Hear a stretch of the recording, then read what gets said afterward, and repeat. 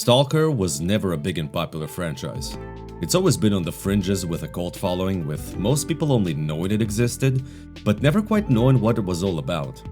Throughout the years, I've heard many refer to it as a Russian Fallout, never mind the fact that the game wasn't even made by Russians. But the same people often call the Metro series the same way, and I've actually seen a few people who thought that the Metro and Stalker series were actually part of the same franchise. So as a longtime fan, it brings me genuine joy to see a franchise that I love so much finally get its own position in the limelight, being able to stand apart from all those other franchises that have almost nothing in common with it. Finally, after so long, Stalker is Stalker.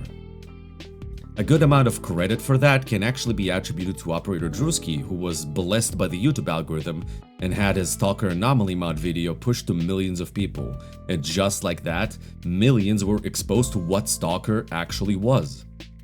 And now, after so many years, we've finally gotten a sequel. As a sequel, Stalker 2 holds pretty strong. It took everything that the previous games had and built up from there, exactly as a sequel should do. Many things were taken to the logical evolution and improved upon.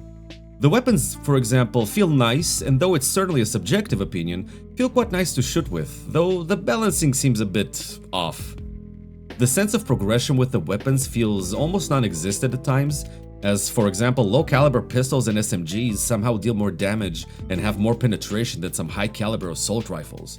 And don't get me started on the starter PKM pistol, a handgun that outperforms any other handgun in the game, to the point where there is no feasible reason to use anything else besides it. Any gun you find can be basically used all the way to the end game if you use it right and use the right ammo. And in fact, someone already had beaten the game using just the starter pistol, so it's more than possible. But where the sense of progression is now seemingly gone, it does open up the door for you to choose what you actually want. If any gun is suitable to carry you to the end game, your choice would be more reliant on how the gun feels to play with or how common it is to find ammo for it, though of course some guns are stat-wise just better than the others. There's overall less guns in the game than the previous trilogy, but I feel that they make up for it with unique variants of the weapons that you can find around, or are part of a quest reward. Though it's easy to miss some of them. For example, it turns out that I missed out on what people say is the best AK rifle in the game because I decided to be a nice guy and gave it back to the owner instead of keeping it. As I've mentioned, the balancing feels a bit off, but it's nothing serious that can't be fixed with a few patches. For example, after a certain point, more and more enemies are wearing exosuits and become bullet sponges.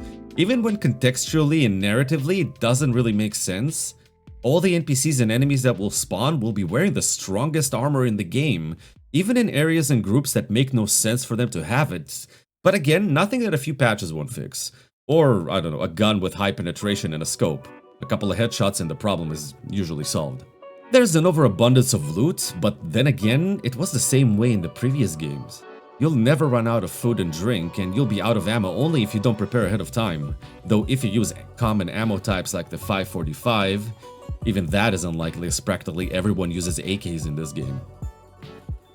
The point is, the survival elements in this game kinda feel tacked on. I've yet to ever run out of healing items or food or ammo.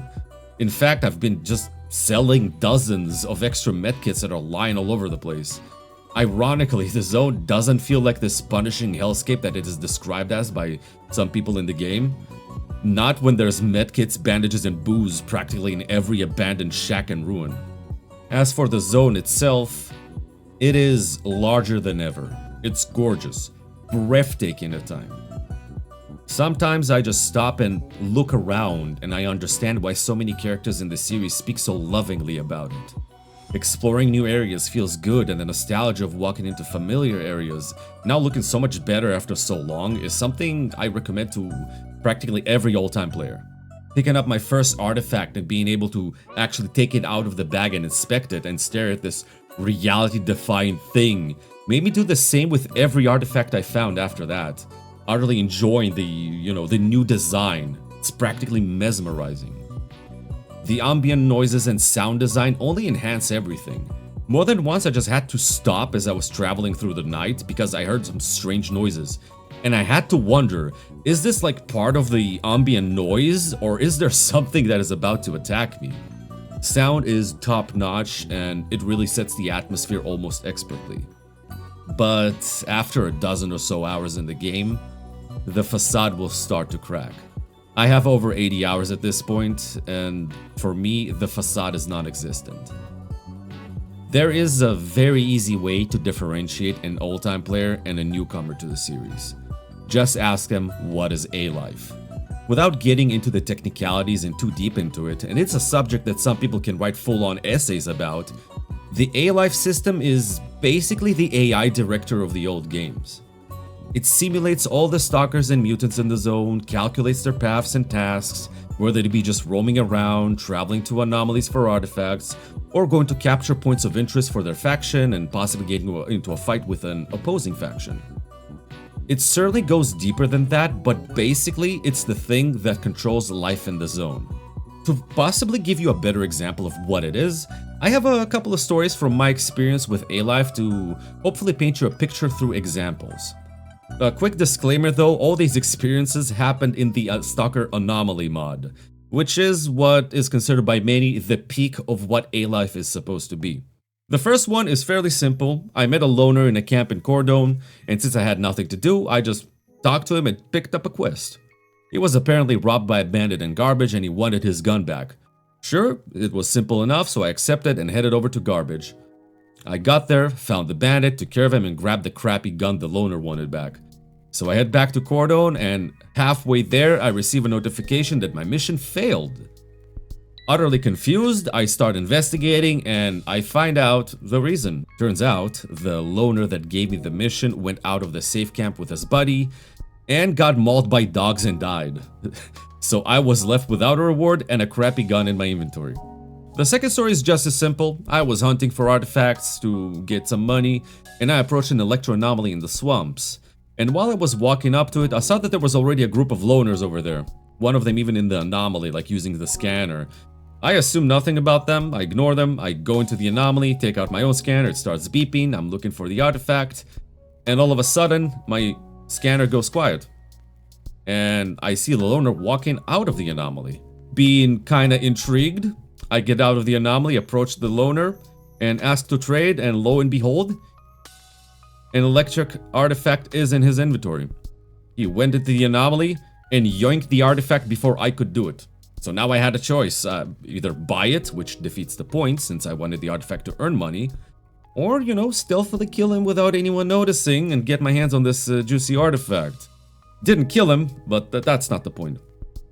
The last story, again, started in Cordon. Sid gave me a mission. A mercenary killed a few loners and they placed a bounty on him. The guy was in Garbage, so I head out. Upon reaching the Garbage, I check the PDA to find the mercenary's location, and I find out that the guy moved away to the army warehouses. I mean, why would he stay in Garbage? He's got his own shit to do after all. So I chase him there, and by the time I arrive there, I get into the middle of the army warehouses, and I see that he's moving towards the Red Forest.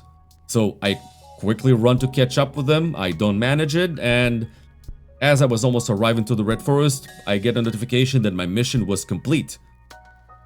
Apparently, something in the Red Forest killed him, which wasn't surprising at all if you're familiar with that area. So I shrugged, laughed, and headed back to Sid to get paid. The point I'm trying to make with these little stories is that the zone felt alive. Everyone had their own thing going on, doing their own tasks, their own goals. They didn't just sit around waiting for you to make the world react and move. Big studios love throwing around the words living, breathing, open world and all that kind of nonsense, but in my personal opinion, no one came as close to it as the Stalker games. Just walking around, you might stumble on loners on their way to some anomaly to hunt for artifacts, packs of mutants roaming around, different groups going by to capture various points for their faction, get into a fight or two with bandits or a faction that dislikes you, or just a group of stalkers just chilling next to a campfire telling jokes and playing the guitar. In Stalker 2, the zone is bigger and more breathtaking than ever, but it's also the emptiest it's ever been. The amazing sound design in the atmosphere might hold the illusion over you for a little while, but soon enough you realize there's nothing in it. The A-Life 2.0 system that's supposed to be in the game is not functioning. The devs themselves have confirmed it. The AI director is absent and the zone suffers for it. For a moment, just imagine Left 4 Dead 2, but without its infamous AI director. Right now, the system that is in the game works very simply. You have a 100-meter bubble around you, and it will randomly spawn things within that bubble. Sometimes it's contextual, like for example spawning a bloodsucker if you're next to a ruin or in a swamp. Then it might spawn a squad of stalkers to help you fight it. Sometimes it will just spawn a couple of squads of opposing factions to fight each other, giving you the choice of jumping in or leaving. Or maybe both of those factions will be hostile towards you, so it's going to be a three-way fight. But besides scripted events and encounters, nothing outside of this 100-meter bubble actually exists, and those encounters are finite. In fact, if you run away and get further than 100 meters away from anything that spawns, they'll just despawn. That squad that just spawned behind you, they won't exist the moment you get far enough away from them. The game will not remember their position. You're faster than anything in the game, so you can get away from any encounter just like that. Half of the things won't even chase you.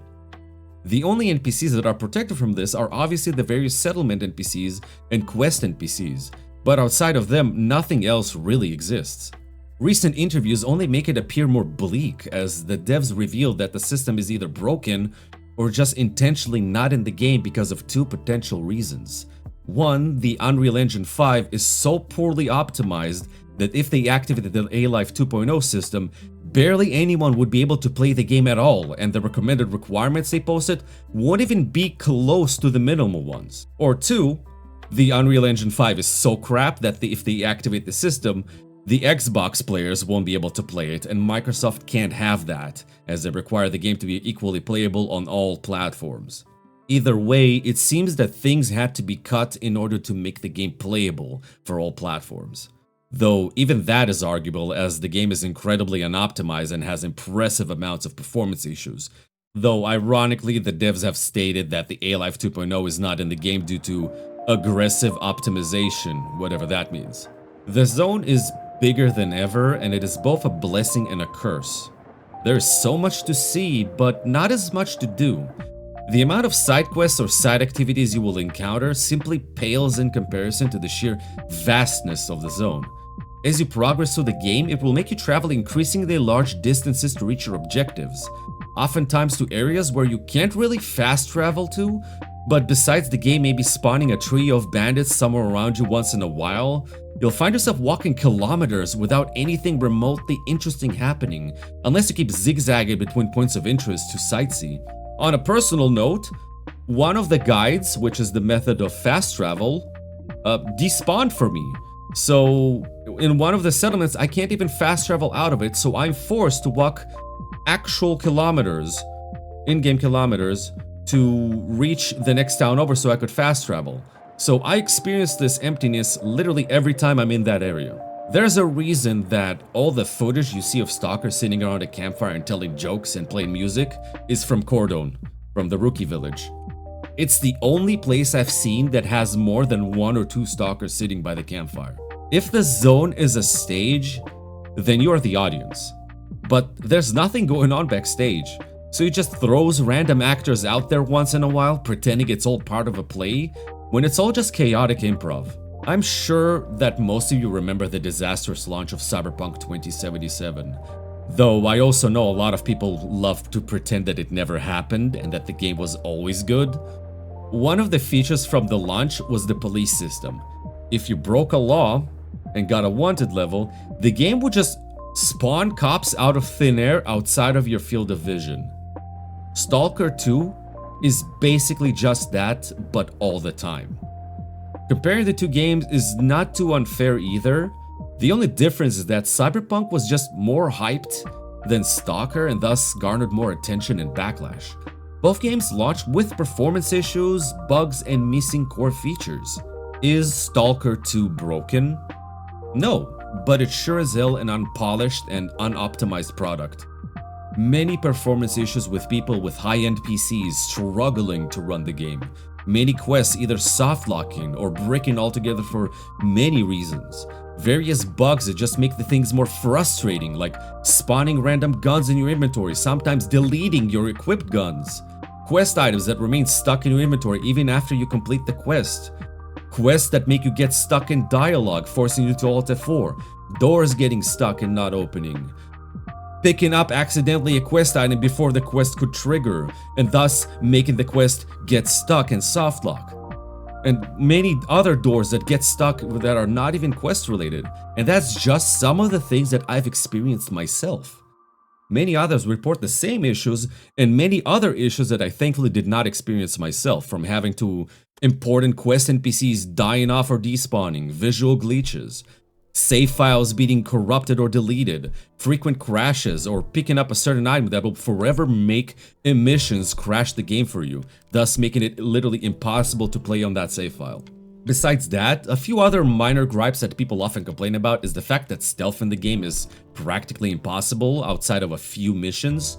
Enemies will see you through walls, through cover, through the ceiling. You now have the ability to stealth kill using your knife, but the amount of opportunities you will actually get to use it will be so low because more often than not, you'll be spotted long before you get close enough. And once you do get spotted, the enemy has borderline aimbot accuracy, capable of hitting with pinpoint laser efficiency no matter the distance or the weapon types. They snipe you with freaking shotguns, and practically every shot will hit you even if you just peek out of cover. It's not a serious issue that a few balancing patches won't fix. In fact, there's already mods that fix many of these sort of issues by now, but it's just a few of those things that seem to be universally disliked and talked about, so I decided to mention them. I am a sort of a veteran stalker. Glitches and bugs are the bread and sausage of this series, but more often than not, it's always something that you could just chuckle over, like floating NPCs, bodies flying around, clipping funnily into the environment, or some other nonsense like that, which, yeah, it's also present in Stalker too, but it's just something that you can have a little laugh over. Immersion breaking, sure, but it's overall harmless. But credit where credit is due, the developers are listening and they are working hard. Just the other day, they released their first patch that fixed many of the issues and rebalanced a lot of the things people complained about, with a whopping number of 650 different issues being fixed. I'm very happy to see that the devs are listening to the players and that they're diligently working to fix the issues, but at the same time, I can't help but question why there were 650 issues on launch to begin with, and there are still more. They released 2 more patches since then that fixed even more issues. We're already on the 3rd patch, and it's only now that one infamous quest is finally completely fixed, nearly 2 weeks after the launch. People still continue reporting serious bugs and awful performance issues. I still encounter them personally as well. These 650 issues that they resolved is just the start. I feel that it says a lot when the most downloaded mod for the game is a mod that attempts to optimize the game and improve performance, with nearly 300,000 downloads. A mod that, by the way, was released just a day after the launch. I mean, it's 2024. Who the hell optimizes their games before launch, right? But now that I've talked about that, let's talk about the pseudo-giant in the room. Most of my critiques and comments about the state of the game will be completely dismissed on the simple account that the country the devs are from is currently in the middle of a military conflict, and far too many people treat that as a free pass for any blunders and issues that the game has. I might sound insensitive and lacking empathy here, but I'm just someone who looks at facts and isn't blowing it up into the realms of fantasy. The development of this game has been going on for long before the conflict started. In fact, if some people actually bothered to remember it, the original release date for this game was of April of 2022. Now, we all know what happened 2 months prior to the release date, and that obviously caused the game to be delayed, but it still begs the question. If the game was ready for release in the April of 22, why is it in such a state now, 2.5 years later? Were they, lying about it being ready back then?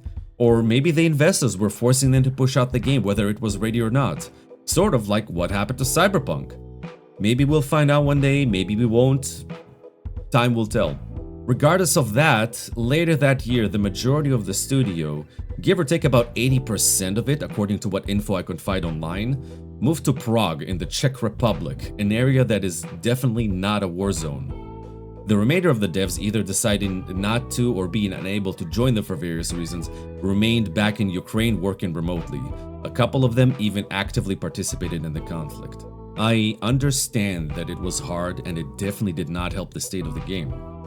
Plenty of stress, delays, and tragically even losses. But painting the whole situation differently in some fantastic light is rather tasteless when the majority of the team was in safety and had relative peace to work on the game with. They were making a video game, not coding in the trenches while dodging mortar fire. Point is, people paid full AAA price for this game, some even more if they pre-ordered. I myself got the Ultimate Edition back when the pre-orders just opened over 3 years ago. What we got instead is borderline early access. It is definitely not a 1.0 release. Maybe a 0.9 or a 0.8, but definitely not full release worthy. So I'm sorry if this annoys someone, but people are more than justified if they want to complain about valid issues, regardless of the circumstances surrounding the studio. What we have right now is good, don't get me wrong. I'm still going to keep playing as I haven't finished the story yet, as I was waiting for a couple of patches to fix a few things with the story first, but the game as it is right now, even with the bugs and performance issues, is solid. I just can't call it a finished product, not until it's optimized and all the promised features are actually in the game. Had the game actually been properly finished and optimized on release, I would say that this is like a top contender for Game of the Year, at least for me. It beats out everything else. I love Stalker too, but I don't think it should stop any of us from pointing out any of the flaws that the game might have right now. It's just astonishing to see how many people are just accepting of the fact that they're getting unfinished products while paying full AAA price. Raising valid criticism is looked down upon, as I've witnessed in the Stalker subreddit, for example. Any kind of complaint or criticism like this are getting downvoted with impressive intensity. I don't even want to know how it's handled in their Discord servers. But this topic is a whole can of worms that I'm not going to get into, and there's plenty of other people that can cover it better. As an old Stalker fan, I can say that the game right now is good. Completely playable from start to finish, but incomplete. What we have is a fantastic, excellent foundation. But it is just that, a foundation. It will get better. Seeing how the devs are handling the issues, they'll get it done, but it will take time. And despite that, I cannot recommend this game to people who are new to the Stalker series. I'll tell you to wait. I want people to love Stalker, to get the same kind of experiences so many of us had in these games, the things that made us adore this world, to love the zone and everything in it. I want them to experience the same moments of panic, frustration, fear, and triumph. I want them to have the full Stalker experience. And unfortunately, with the game as it is right now, they're just not going to get it in Stalker 2. Not yet, at least. Just like with Cyberpunk 2077, it seems that the actual full release version is a few years away. So instead, I'd recommend you that you get your hands on the original trilogy. They're cheap right now and available in practically every store. But I guarantee you an amazing experience. Not to mention being able to learn the story and catch up with the setting. After that, you might as well try out the Anomaly mod or the Gamma mod pack, which by many, including myself, are considered to be the quintessential Stalker experience. And that is it. I just wanted to talk about one of my most favorite franchises getting a long-awaited sequel. I really love the game so far, but I'm also not someone who is going to ignore the obvious flaws in it. Whether you agree or disagree, like it or dislike it, either way, let me know about it in the comments. I try to respond to everyone, and I always enjoy a good discussion about things. So thank you for watching and listening, and I'll see you all in the zone.